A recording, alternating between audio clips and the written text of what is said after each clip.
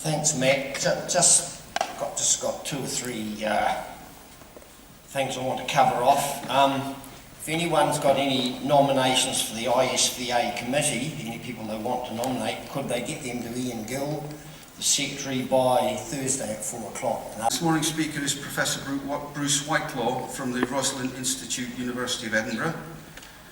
Bruce graduated with a degree in medical microbiology from Edinburgh University before completing his PhD at Glasgow University, so we won't hold that against him too much.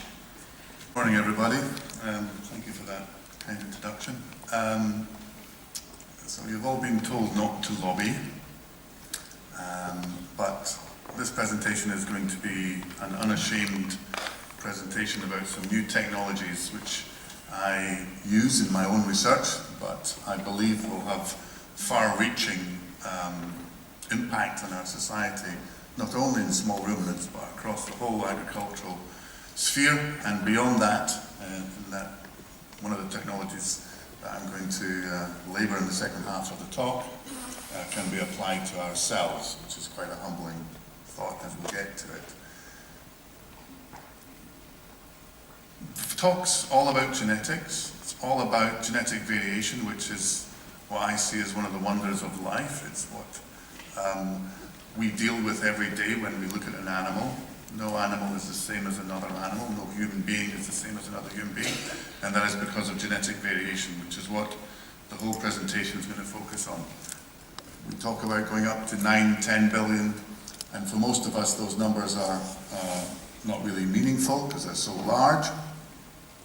The number of 30 million in 1 year is getting closer to something that we can appreciate, but I like to present it in this way.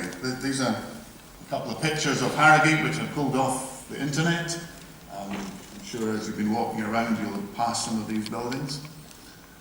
What that increase of 30 million a year means is that every day on the planet is equivalent of 2 Harrogates formed. Now that's quite humbling and raises a huge global challenge for ourselves. We have to house, we have to educate, we have to employ, we have to look after, both when they're young, when they're sick, and when they're old, these people. Whole variety, and that variety underlies genetic variation, and that genetic variation is what researchers at Rosalind Institute chase after. We want to identify it, correlate it with phenotype, and we want to then translate that into useful genetic management tools, and what topic I'll get onto in the second half of the presentation, we now have the ability to actually edit in that variation. You can also get insertions, and again, copy number variation is the terminology that some of you will come across, where basically a gene has been duplicated. That can then lead to either an increased level of production from that gene, or it can allow for evolution to select variants within those copies to give you 2 types of product from that gene. This is what evolution works on, and it works on it in a evolutionary timescale. You can use 2 of them, and you can drop out a deletion. That deletion can be very small, it can be a few bases, it can be massive, it can be hundreds of thousands of bases. Or, if you use a template in this other process called homology-directed repair, you can create SNPs. You can change the allele of the target that you're playing with. And at Rosalind we're involved in using this technology in a number of species, as shown here, and this is also being replicated in other parts of the world. And that is a project I personally would like to do, but I haven't started. Right, so another project which is out there sort of as the forerunners of editing technology revolves around poultry, the horns on animals, and in particular the presence of horns on Holstein Friesians. And rather than cutting them off or burning them off, as you know occurs on a daily basis in vast numbers, we could edit in the genetic underlying mutation which leads to polled. We work closely with industry, as you would expect, to make sure we retain at the cutting edge of this technology and how it can be applied, and we get a variety of funding sources from this. I just want to finish with one slide, and we have two sheep here, two lambs here. They both carry the same mutation. One of them has been edited, and one of them is a natural mutation. And if you sequence them, or look at them, watch their behaviour, pull them apart, do every bit of biochemistry you want on them, you'll not be able to tell which is which. And I'll stop there, and happy to take any questions.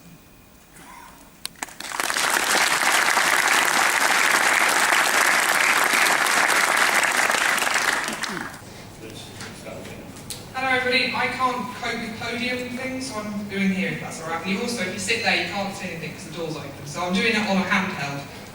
So my name is Liz Jennifer, I work for AHDB, Agriculture and Horticultural Development Board. I've done some flight posting on various chairs. If you want to know a bit more about us, there's various leaflets around, and the R&D review is how I spend quite a lot of my time managing research projects.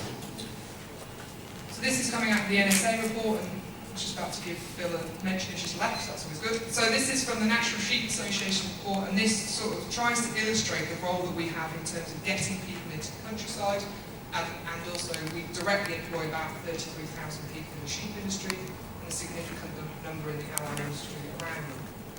If support is being reduced, how do you compensate people for maintaining landscape? And although we don't like the fact is quite a lot of our farmers are actually farming people because they're farming landscape. Yes, we have some sheep meat or sheep feed even that are going into West Africa, but that isn't potentially going to save the world at the moment. We do have a risk that there's this reduction in subsidy, and we know there's countries around the world where that has happened, and probably more dramatically than we're going to encounter, but that is the reality of what we need to think about. And ironically, it was quite difficult to find a sheep farmer that was going to vote to remain. If anybody, there was. Yes, that sheep is also a self-sustaining, reproducing, and resilient organism. If we diagnose health, we do routinely on a daily basis in our animals. A lot of us will do it on a flock level, looking at production data, and many of us will also do it looking at multi-species farms.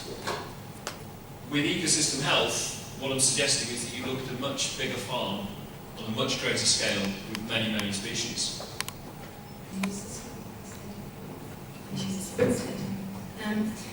Today I'm actually not going to talk to you about sheep, I'm actually going to talk to you about cattle. I'm going to talk to you about a little study that I did with the support of the University of Edinburgh, investigating parasitology in cattle, but how that small study was actually very, very insightful in understanding the general veterinary infrastructure in Malawi. The Veterinary Faculty of the University of Thessaly in Greece. I welcome you all to this session, which will discuss the matter of milk quality and mastitis in sheep.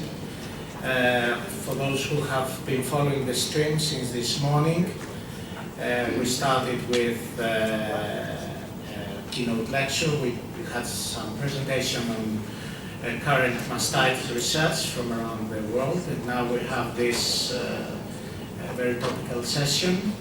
Mastitis is definitely the most significant disease in dairy production systems.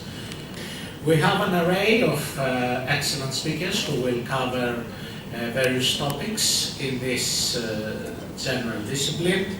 First, Antonello Canas from the University of Sassari will start. He will make a presentation on milk production. I'm not a specialist in mastitis, I'm a nutritionist, but I'm interested in the relationship between nutrition and metabolic status of the animal, and somehow to the effects of the health of the animal. So I will try to review the main interactions between nutrition of sheep, immunocompetence, and also to give some guidelines to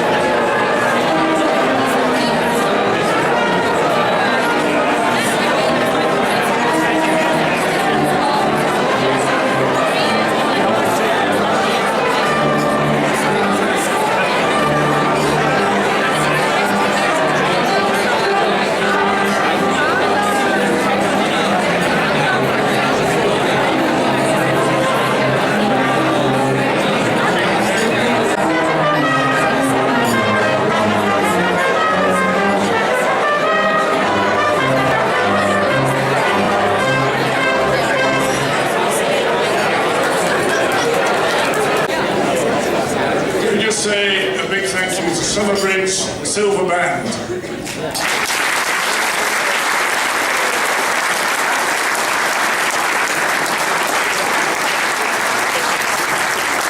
About 8 miles up the road west, so they couldn't get much more local than that. And they'll be coming to entertain you again between the main course and the dessert. Who have suffered similar incidents in their country, the attitude is to carry on, to be resilient. So that's what we're going to do tonight. But having said that, I think it's beholden upon us to stand in silence for a minute. The Summerbridge and Dacre Silver Band are going to entertain us again. And I've asked the bandmaster, who's Charles Hindmarsh, he's going to introduce each item that they play. I've got the mic, he hasn't. He's going to shout as best he can. So please listen to Charles and he'll tell you the background to the music they're going to play. Thank you, Charles. Very well. Can you hear me at the back? Yeah. Right, we're going to start off with a very traditional march. It's probably written about 1918, so almost 100 years ago. It's called Around the Town.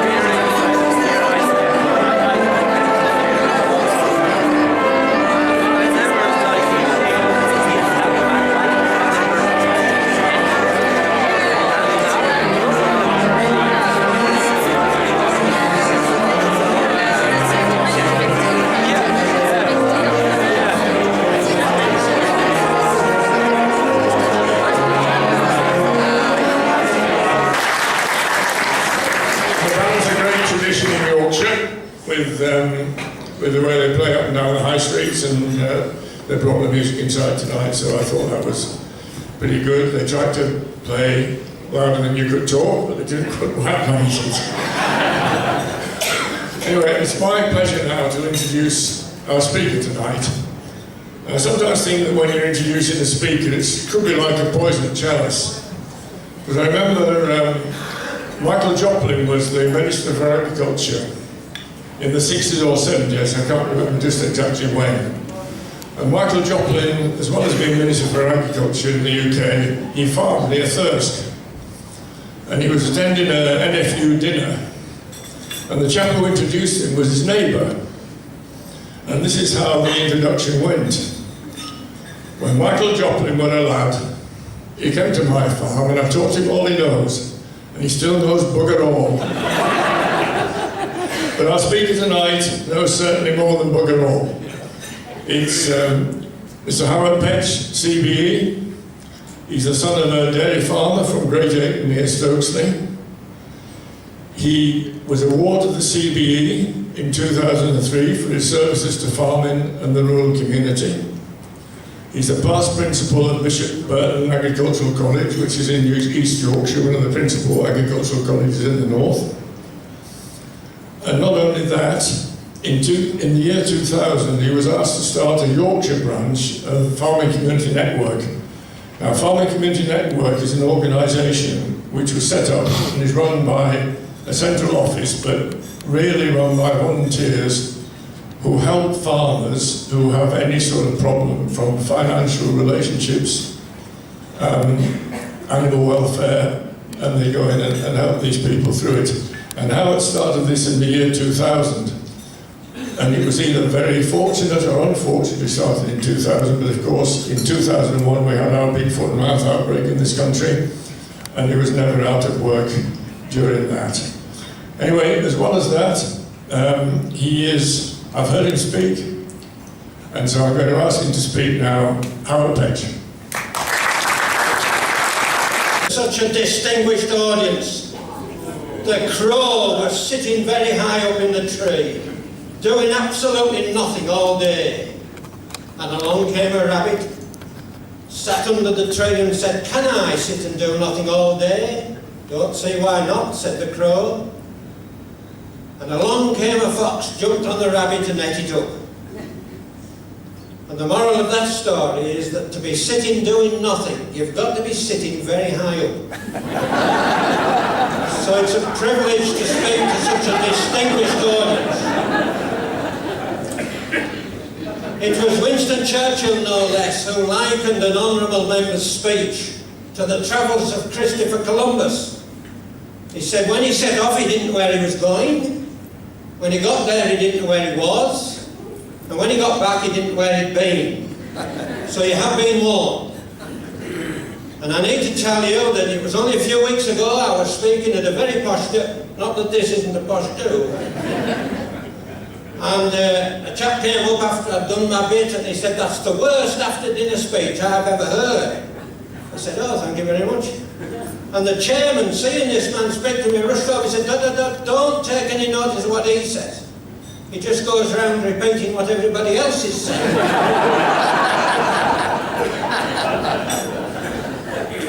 So I realised that my job at this time of night is to be rather like the cockeyed discus thrower. He didn't win many medals, but my word, he kept the crowd alert. So as Henry VIII said to his wives, "I shan't keep you long, but I'm not sure what your expectations are. If you try and keep up, we'll get through this a lot quicker." I don't know what your expectations are. I hope they're not quite at the level of the two little Yorkshire lads who walked into a pharmacy, into a chemist shop, and they walked around the shop holding hands, and they picked up a packet of tampons, of sanitary towels, and they took these to the counter, and the chemist said, "How old are you, son?" "8, he said. He said, "Do you know what these are for?" "No, not really," he said, "but they're not for me, they're for him, he's my brother, he's 4. And we saw an advert on the TV. It says, if you use these, you'll be able to swim and ride a bike and he can't be weedy."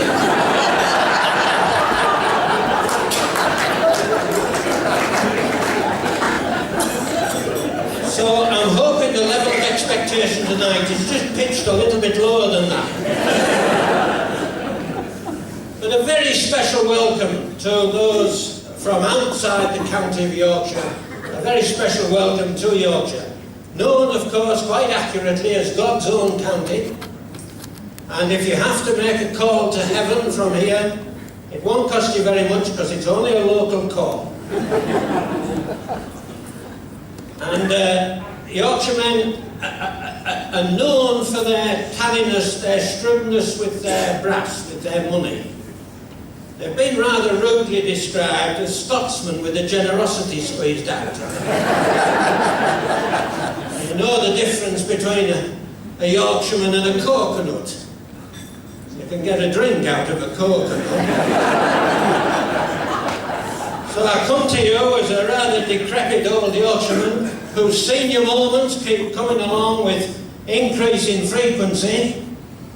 I realise now that my wild oats have turned to prunes and all bran. Now that I've got my head together, my body's falling apart, and I reckon if God had intended me to touch my toes, he'd have put them on my knees anyway. Sadly, I don't sleep with my teeth any longer, but I get sat in a rocking chair and struggle to get it started. And it's very depressing when you bend down to straighten the wrinkles in your socks, only to realise you're not wearing it.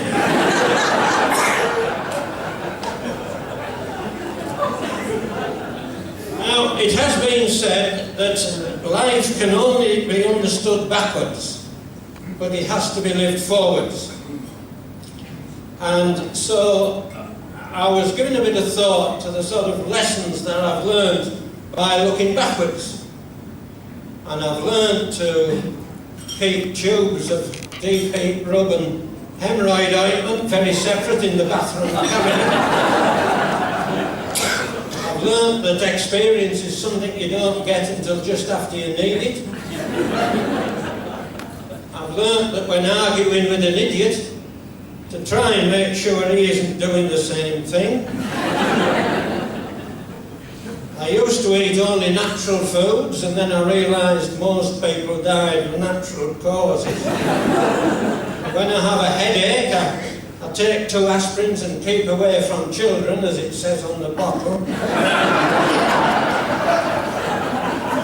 I'm aware of research that says women who carry a little extra weight live longer than men who mention it.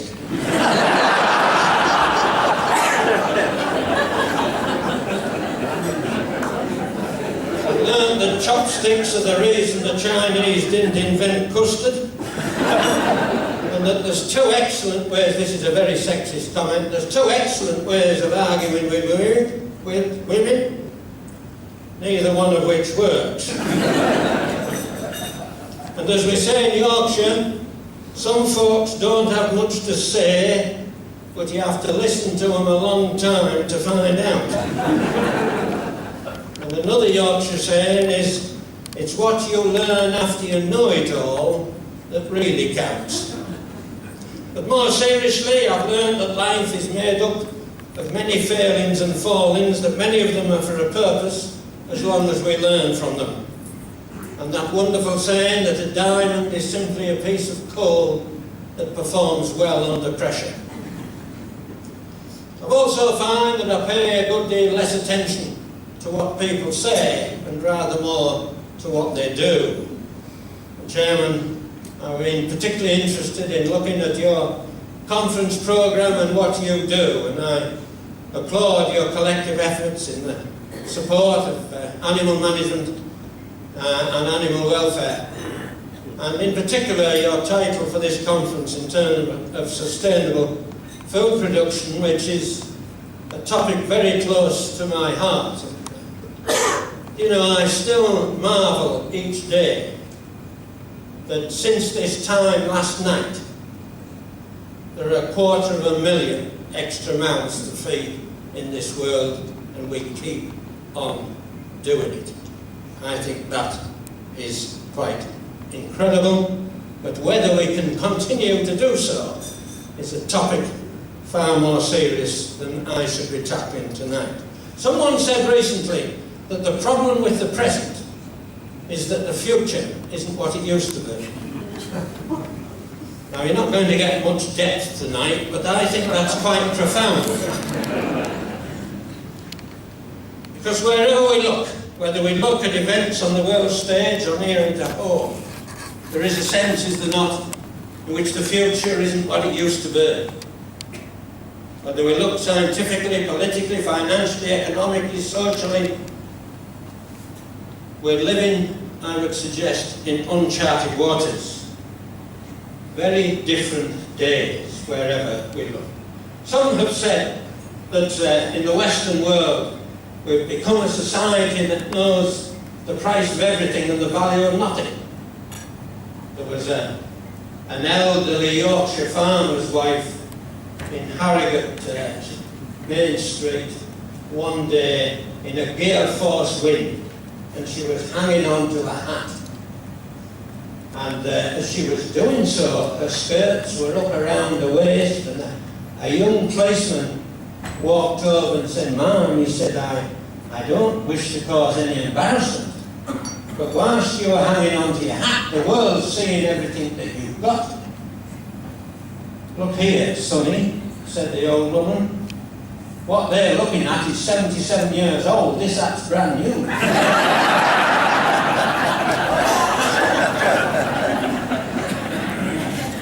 Difference between price and values. We do live, do we not, in a very complex world. And there's an illustration of that. Come with me, if you would, just for 1 minute, in your imagination, into our police training college.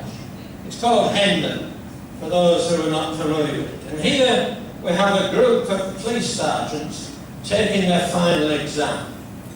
And I want to read you one of the questions on the exam paper and ask you to reflect how you might answer it. There is a point to this. You were on patrol in Leeds city centre when an explosion occurs in a gas main in a nearby street. On investigation, you find that a large hole has been blown in the footpath and there's an overturned van lying nearby. Inside the van there's a strong smell of alcohol. Both occupants, a man and a woman, are injured, and you recognise the woman as the wife of your divisional inspector, who is at present away in the USA. A passing motorist stops to offer you assistance, but you realise he is a man wanted for armed robbery. Suddenly a man runs out of a nearby house, shouting that his wife's expecting a baby and that the shock of the explosion has sent her into labour. Another man is crying for help, having been blown into an adjacent canal by the explosion, and he can't swim. Bearing in mind the provisions of the Mental Health Act, describe in a few words what actions you would take. And after a few moments' thought, one sergeant from Yorkshire picked up his pen and wrote, "I would take off my uniform and mingle with the crowd."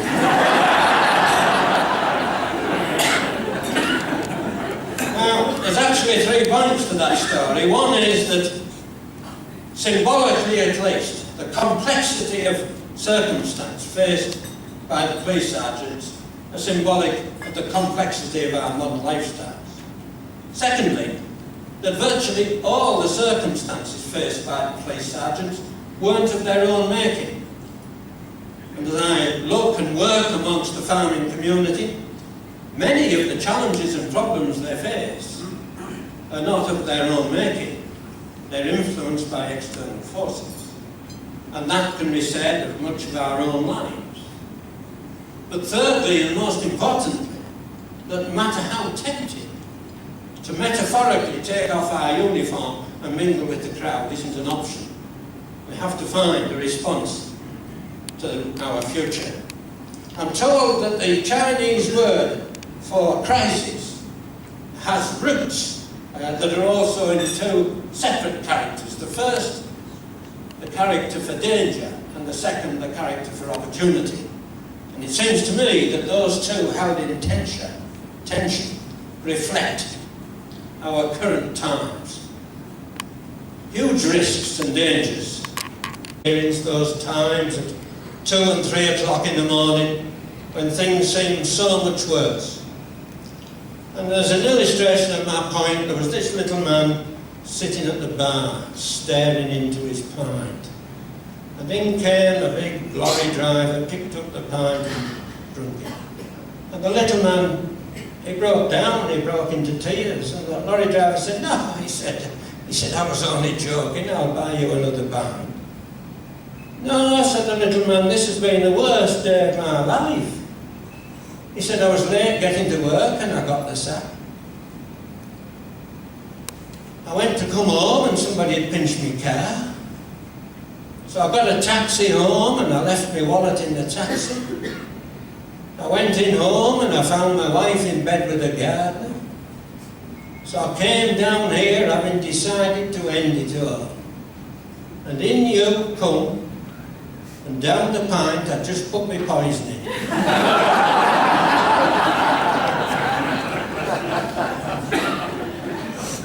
So things are very rarely as bad as they might seem.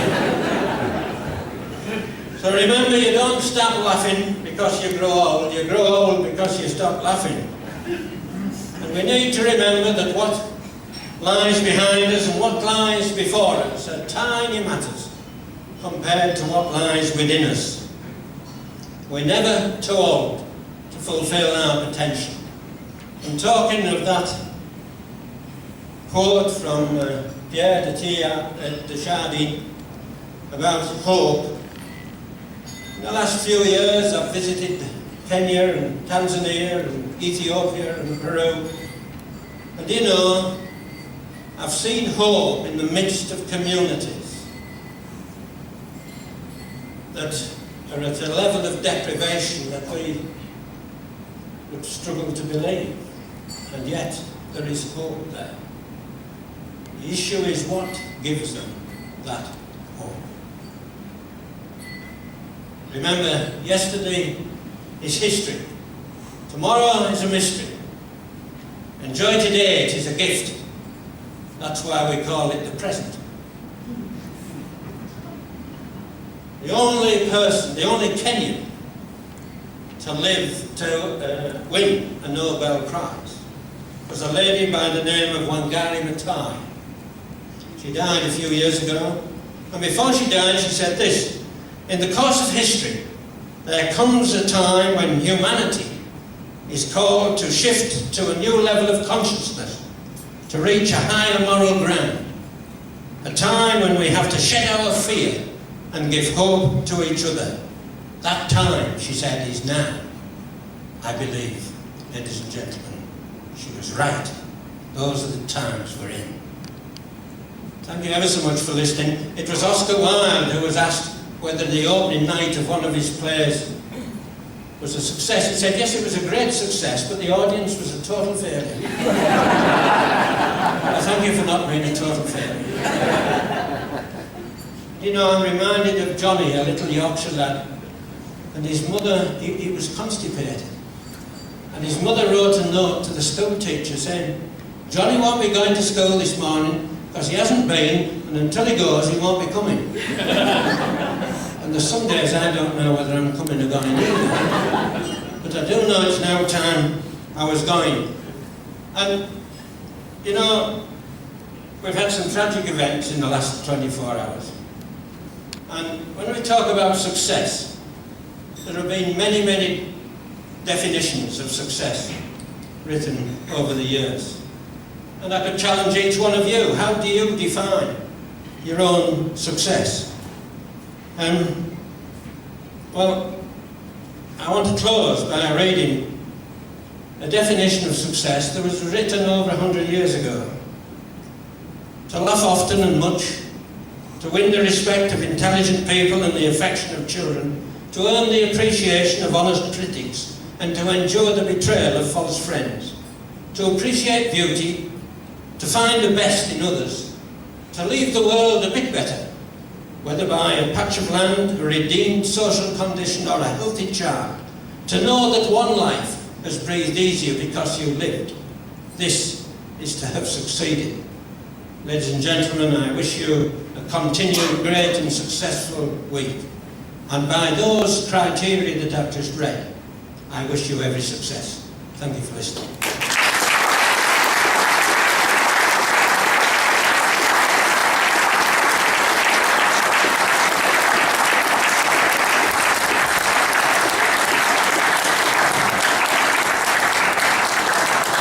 He's given us cause for laughter, he's given us cause for thought, he's given us, I think, hope for the future and how to get there. He's not disappointed me, and he certainly, I hope, hasn't disappointed you. Thank you so much, Howard, and we wish you every success for the future. Thank you.